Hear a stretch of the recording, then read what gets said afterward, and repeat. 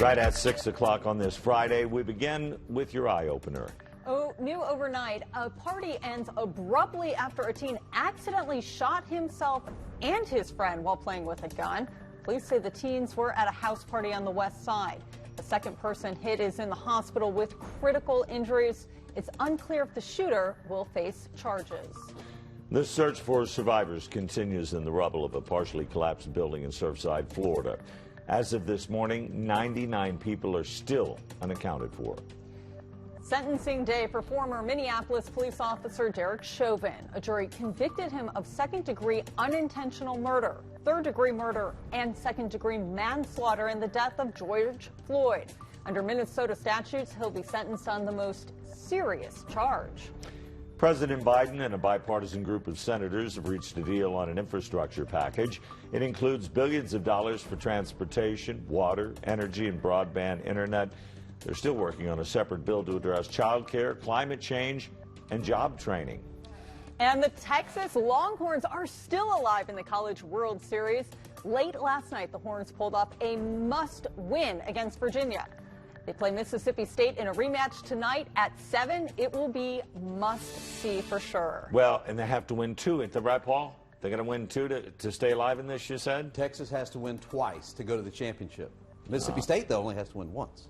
Well, I don't know. It's going to be tough. It's going to be tough to win two in a row. They already lost to them once. Yeah, right. So, I mean, it's going to be great baseball. If you want to see some good baseball, watch tonight. I wouldn't want to play baseball today. It's going to be hot. Oh, it is going to be hot. Yeah, it's going to be. You know, all week it's been about the same. Temperatures in the upper 70s for a low, high temperatures in the mid 90s, and heat index values above 100. Today's going to be just about the same. So let's take a look out there. Right now it is 77 degrees, Seguin 77, Pleasanton 78, Kerrville 74, and you know that you're in summer.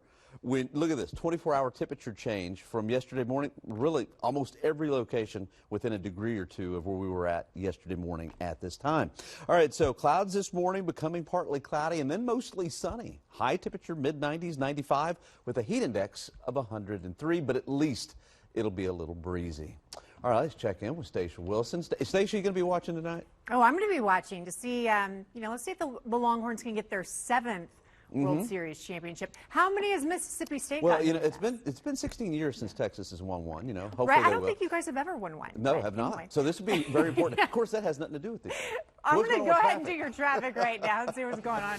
Paul's way across the room. I can even barely hear him. Take a look at your road race right now along I-35 New Braunfels. A little bit of slowdown both directions. I-35 southbound, just south of Schertz, you have a little bit of slowdown there. We have some construction. 410 southbound at 78. Really just looks like it's along just part of the roadway right there. They have one lane blocked. We can show you this on TransGuide. So this is what you're dealing with right there. Hopefully it'll be done shortly, but you do have one lane blocked. And then also checking as well, 36th Street, things look good there. Guys?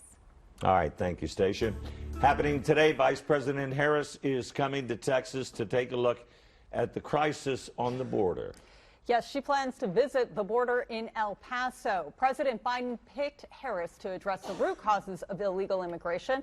She recently spent time in Central America. Her team says today's visit is the next part of that work.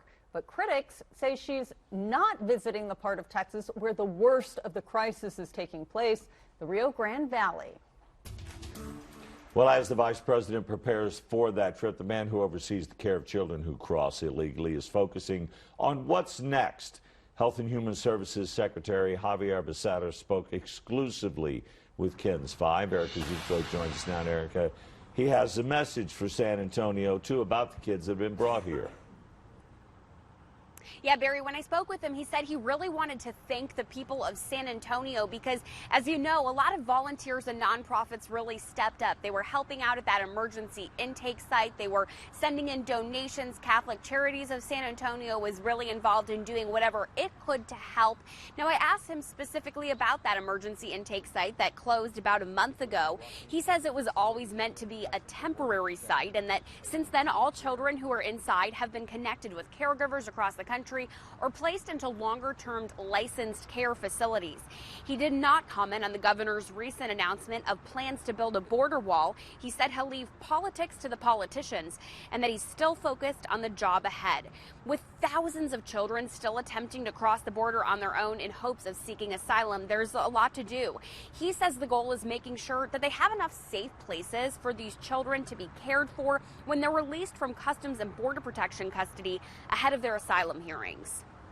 The center has to go back to doing its regular course of business, but we thank San Antonio for opening its doors to these kids. While we have a broken immigration system, we have a job to do. We'll do it, and in this case, as it pertains to these migrant children who have come across the border, we'll do the best we can to make sure that they're safe while they're under our care, and we'll do everything we can to make sure that while they go through the immigration process, that they recognize that the folks, people in America recognize that children should hold a special place in our heart.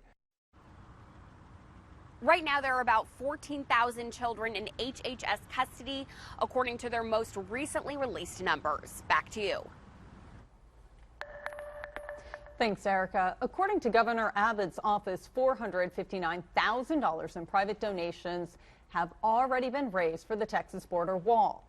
The Texas Border Wall Project is the online portal soliciting donations. The website has been up and running for about a week. Governor Abbott pledged $250 million in state funds for the wall, calling that a down payment. Online donations will fund the rest. Governor Abbott has not given it an estimate of the project's total cost or how long the wall will be or where it will be located.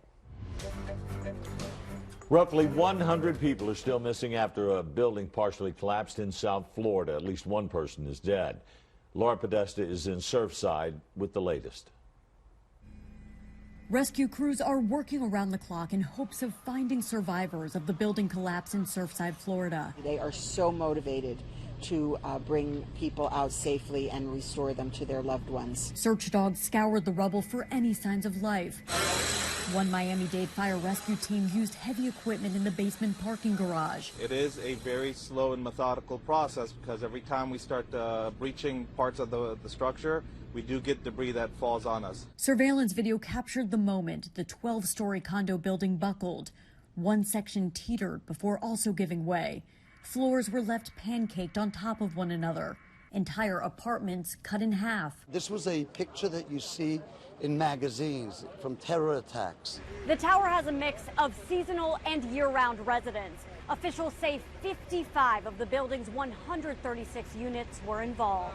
Oh my God! Friends and family can now only wait and hope. Only God is the one who saved them. We've been trying to locate them since around 4 o'clock in the morning. This is a nightmare that we can't wake up from. Not long after the collapse, Nicholas Balboa saw a boy's hand waving in the rubble. We were there, we were letting him know that we were there, and he said, please don't leave me, please don't leave me. So I told him that we wouldn't leave him. Amid the search and rescue effort, engineers are also searching for clues into what brought the building down. Laura Podesta, CBS News, Surfside, Florida. One study by a Florida International University professor found that building built 40 years ago on reclaimed wetlands was slowly sinking for decades. The sinking was measured at a rate of 2 millimeters a year during the 90s, and that may have affected the building's structural integrity. Nearly 1 million Texans will lose their unemployment benefits tomorrow. Governor Greg Abbott is pulling the state out of the federal weekly benefit of $300. As of May, the unemployment rate in Texas stood at 6.5%. Across the country, there are now fewer Americans signing up for unemployment benefits. The Labor Department says last week, first-time filings for claims fell to 411,000. More reaction this morning after an investigation revealed a Texas execution that happened back in May was held without the media.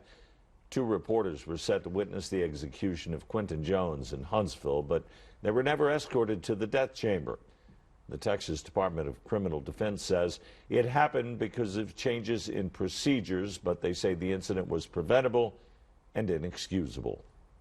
Dallas police and federal agents took down an illegal gas station operating out of an apartment complex. Neighbors told police they smelled a strong odor, and that's when one tenant set up a camera. Turns out trucks were pulling in and getting gas overnight. Police say the suspects were buying gas with stolen credit and debit cards. The man behind the whole operation, Yeltsin Martinez, was arrested. In a special session yesterday, the San Antonio City Council was briefed on the final report from the Committee on Emergency Preparedness. The committee was formed after February's winter storm to analyze what the city could have done better to prepare and respond. District 7 Councilwoman Anna Sandoval was in one of 3 working groups examining CPS Energy, the San Antonio Water System, and the San Antonio Emergency Operations Center. She described what happened in February as a cascading disaster in an event in which one system failure leads to a series of failures down the line. We have to, like the general said, be prepared to act effectively across sectors, across agencies, before the dominoes began to fall. In the 46-page report, the committee lays out more than 60 recommendations for utilities and city agencies to prevent future disasters, including proposing new electric grid regulations for the Texas legislature and purchasing generators for key city facilities.